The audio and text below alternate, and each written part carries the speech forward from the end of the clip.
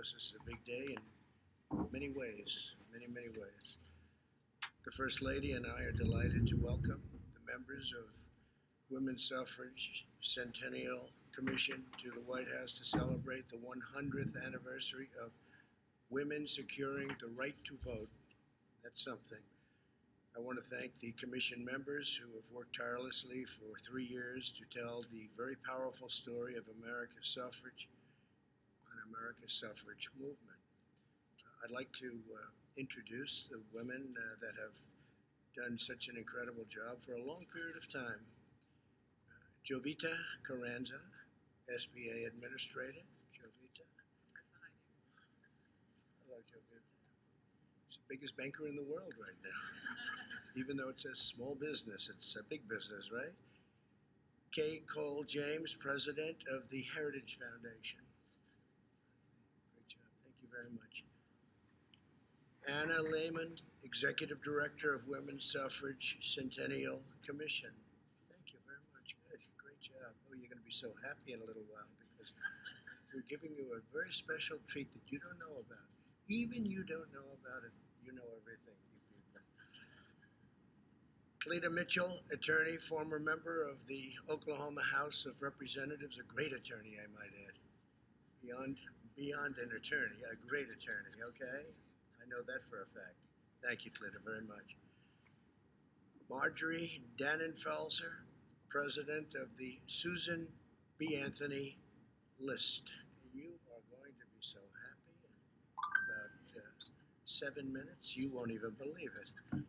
Karen Hill, CEO of the Harriet Tubman National Historic Park. Congratulations. Great job you do. Penny Nance, President of the Concerned Women of America.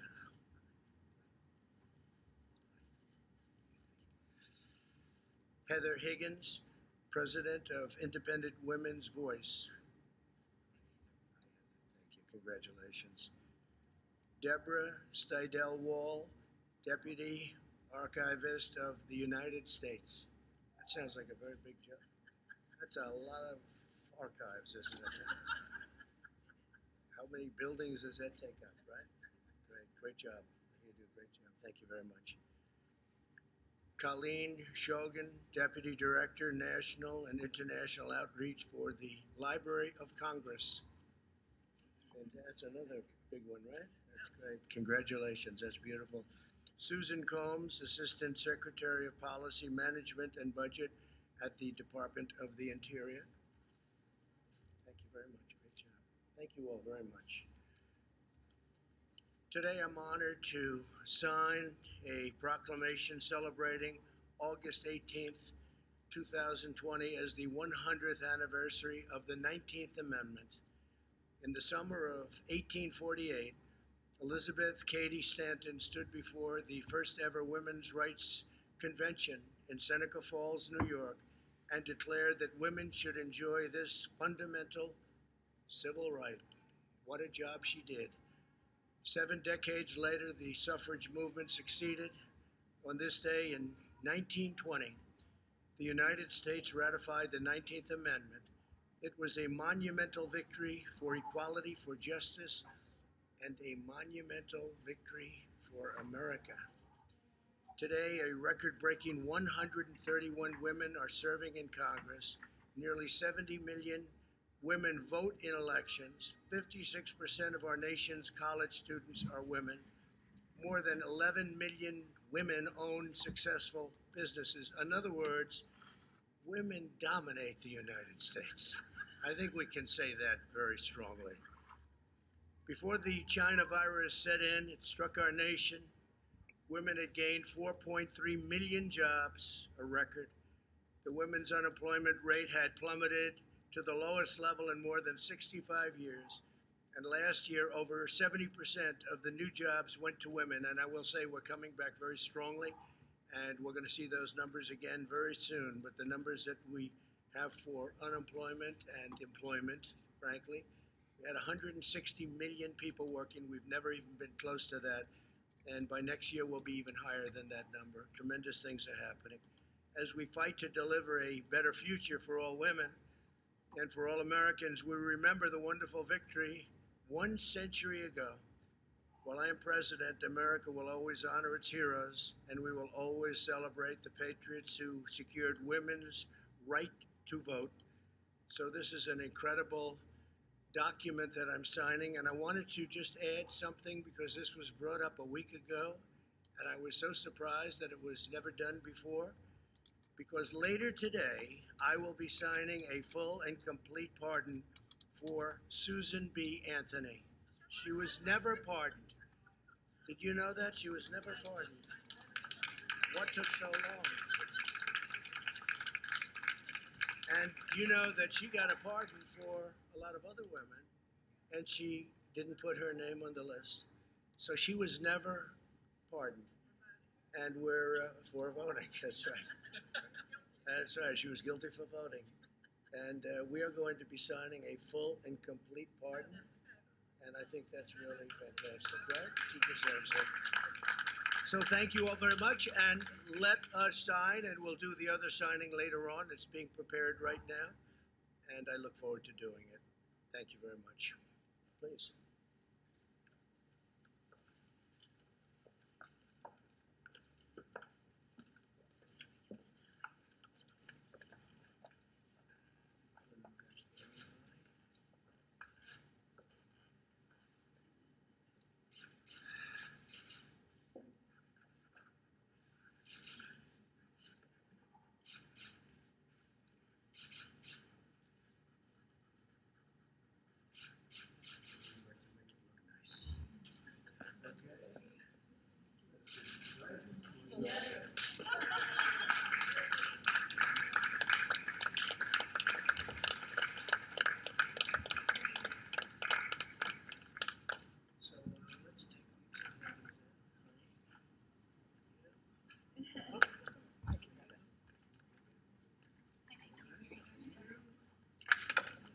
This is much better than sending one letter at a time. You ever see what those signatures look like? They're not. So thank you all very much. And, who would like to have the privilege of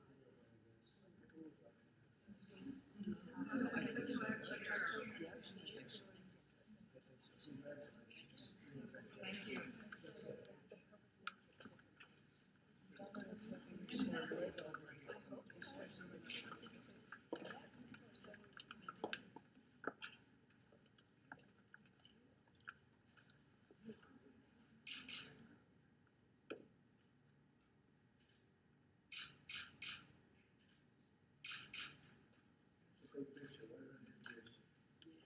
Would anybody like to ask any questions of the commission? They've done a fantastic job.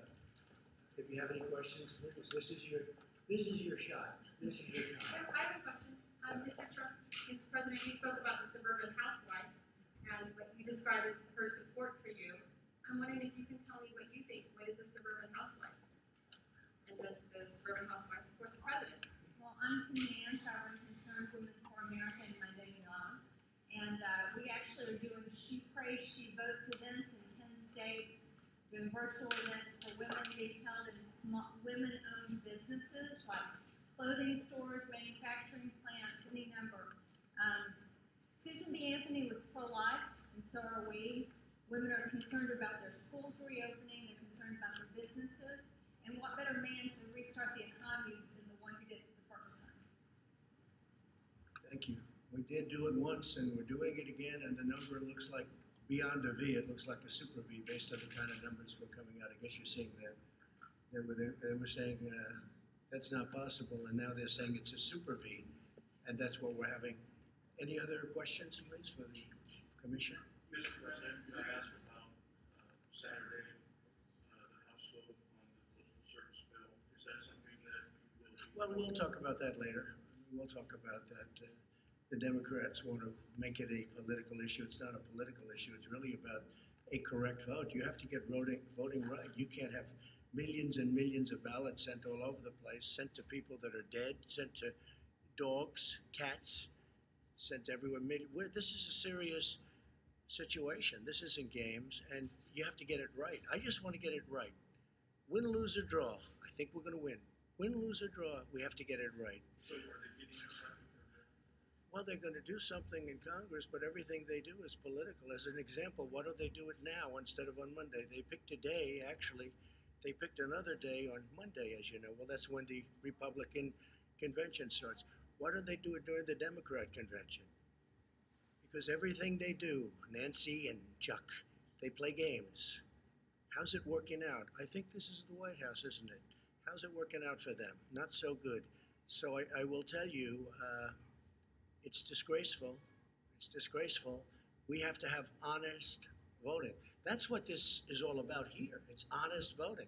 You can't take millions of ballots, send them haphazardly all over the country or all over a state, and expect to come out properly. And if you look at the last 10 elections where they did this universal, and by the way, absentee is great. It's been working for a long time, like in Florida. Absentee, you request, and it comes in, and then you send it back. Absentee is great, but universal is going to be a disaster, the likes of which our country has never seen. It'll end up being a rigged election, or they will never come out with an outcome. They'll have to do it again. And nobody wants that, and I don't want that. Go ahead, please, let's talk about this subject, however. Although, indirectly, we're probably talking about the same subject, wouldn't you say, Cleta? Cleta's an expert on this. I've never even asked. He's one of the great attorneys in Washington. Do you have an opinion on it? And if it's not my opinion, please don't say it. Come on up here. And I must say, very interesting. Well, I do have an opinion. The president is right. One of the things that the Democrats and their allies in the media and the left have been trying to do for a long time is to have universal mail voting, where election officials send ballots to everybody on their registration list. Well, we all know there have been multiple studies, the Pew study, millions of people are on the rolls who are no longer living there, they're dead, they're non-citizens. Don't forget, when you go to the DMV or social services, they ask you, they're supposed to, by law, they have to ask you to register to vote, whether you're eligible or not. All of those registrations are dumped into the system. And so there are duplicates. I am chairman of a public interest legal foundation. We're devoted to election integrity.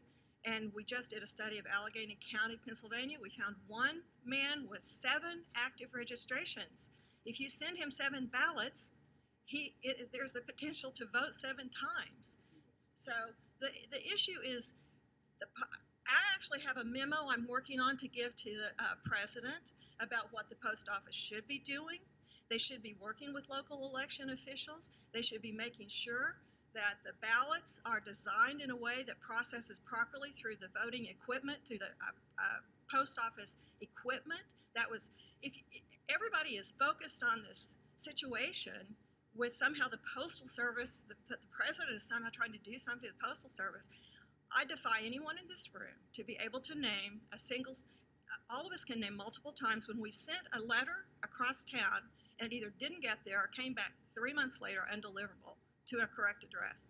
So we know that the president is not responsible for the problems of the post office, but there are things the Postal Service should do in conjunction with election officials, and they should do those now and make sure that the systems are in place to properly process the ballots that are sent by mail.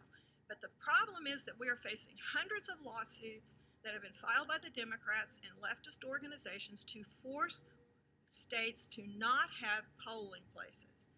I personally believe that it's still, we should have election day, we shouldn't have election 3 months, and for sure we ought to be able to know by election night who won. So, Mr. President, you're 100% right, and there are a lot of us who are standing behind you and want to help. Thank you, and give me that letter. If you No, have not it, yet. no, if you have it, from you I'll take it. She's really one of the great lawyers. Thank you very much. I'll wait for it. I like Can it. I add to the question Yes, before about please. women? There are a lot of issues where what the president is doing, talking about public safety, which is increasingly a concern for women as they see what is going on, but also policies that he's taken. So the president has done extraordinary things on healthcare. His executive order requiring price transparency, that is an issue that is 88% popular across the country, across party affiliations, across ideologies, across demographics. Among women who are 40 and under, it's a 98% approval issue. Without this president being reelected, that executive order goes away because Congress hasn't yet made it into a law, because it goes into effect in January of 2021. So this has historically been the number one, if not the top 3 issues in the country. And this is the only person who's going to bring price transparency, which can bring down healthcare costs by 40%, revealing what the true prices are of your hospital or your insurance before you have to pay for it, so you can shop, or other people will shop, and that will drive down prices. Enormous issue for this cohort. So women care about a lot of things. So nice that you say that, because they don't speak about it, but transparency is a very controversial issue because doctors don't like it, and frankly, hospitals don't. The good doctors love it, and the good hospitals love it. But Doctors and patients love it. Hospitals, insurers, PBMs, which are the wholesalers that control the pharmacies. that's right. And pharma, they all have lobbyists all over Washington trying to stop what the president is doing. I've had many people that are really expert at it. They say it's a bigger issue than healthcare itself. It'll save so much money, and it's the full deal. I signed it. It's done. It goes into effect on January 1st. And you're right. If the Democrats get in, they'll probably try and end it.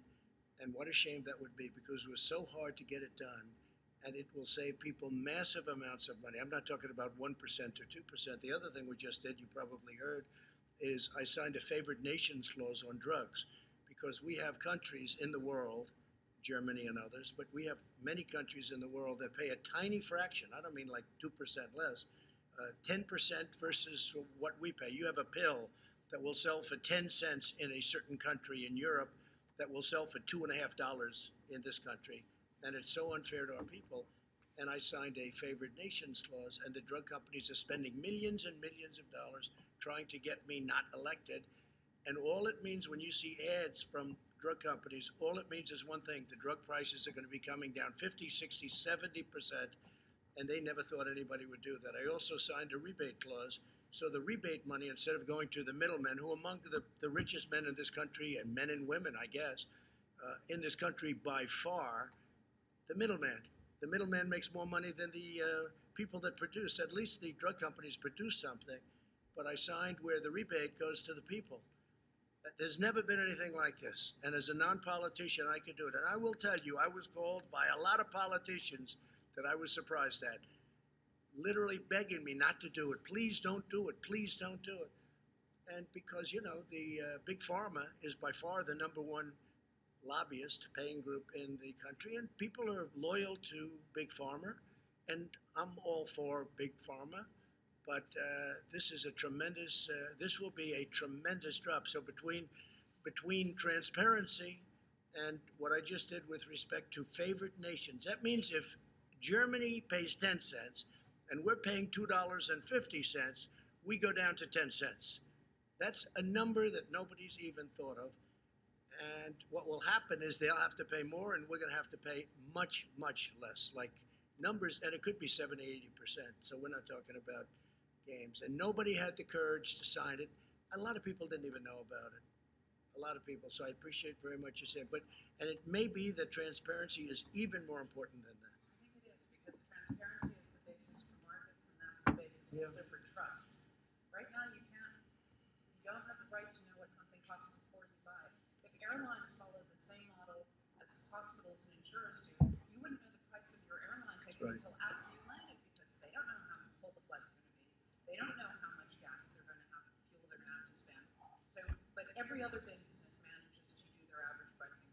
Hospitals know their average prices. That's how they sell so quickly when somebody's buying a hospital. Right. They're just not sharing it. It's so great. It's so great. Let's see, voters. Well, that's interesting. See, you just. No, this is very.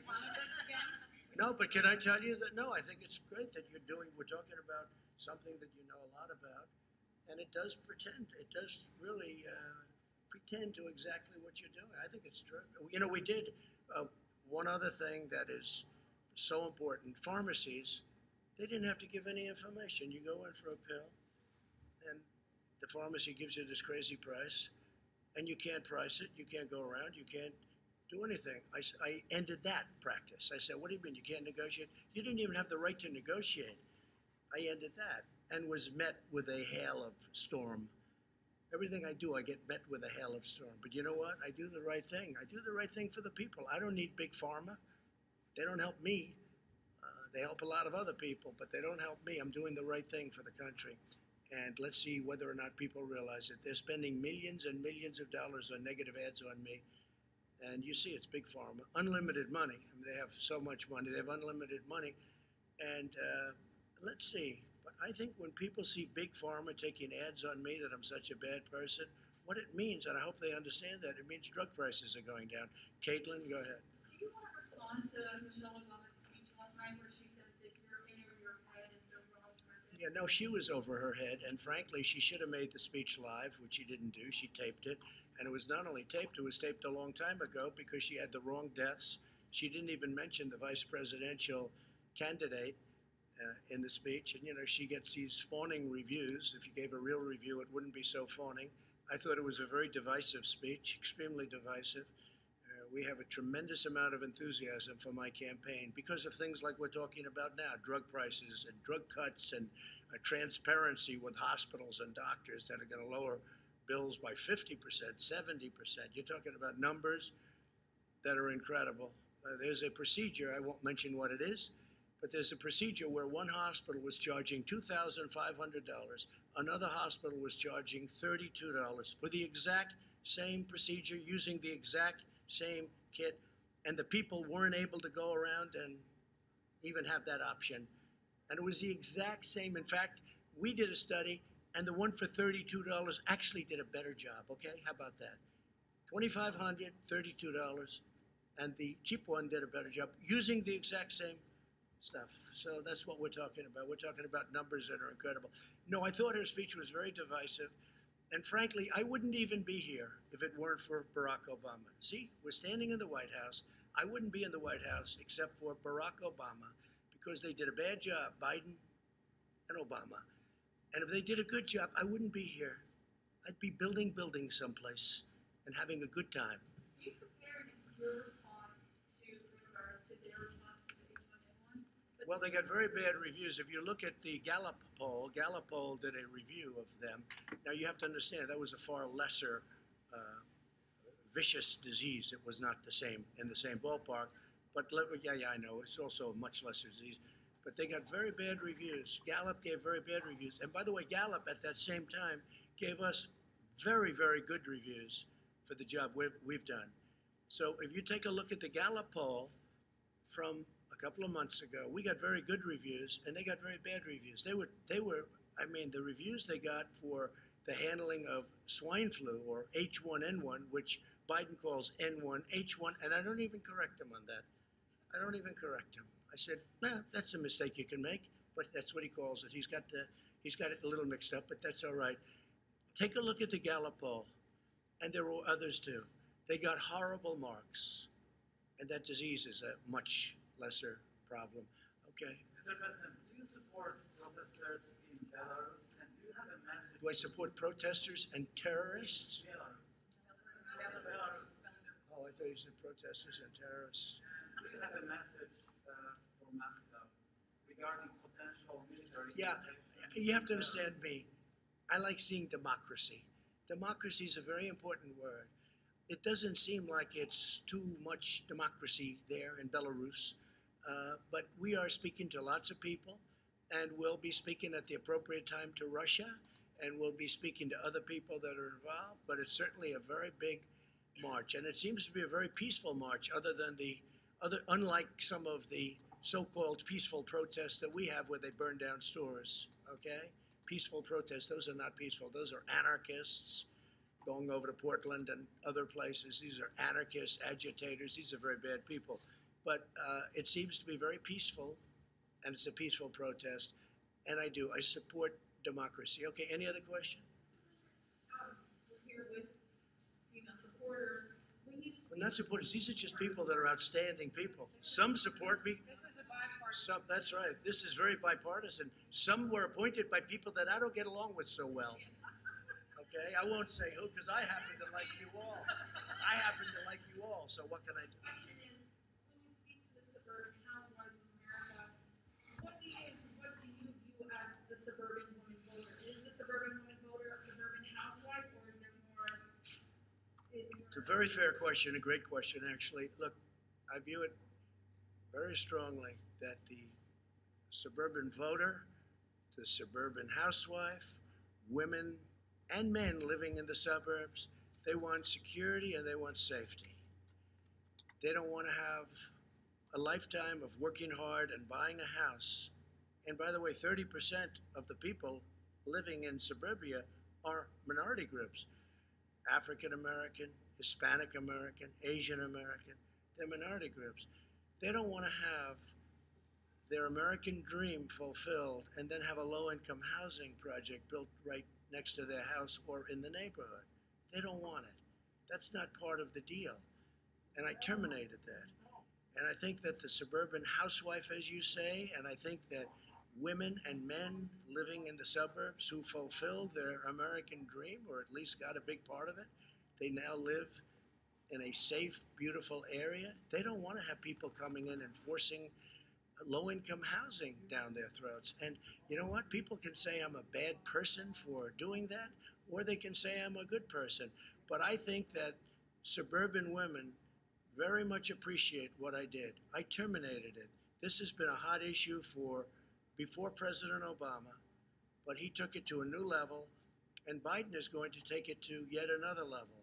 In fact, they say that Cory Booker, there's another beauty, that Cory Booker is involved. And if Cory Booker's involved, nothing good is going to happen. It's very unfair to suburbia. Men, women, husbands, housewives, whatever you want to say, it's very unfair. And I think it's a very important issue, and I think they respect very much what I did, and nobody else would have had the guts to do it. Thank you all very much. We'll be signing for Susan B. Anthony the full pardon,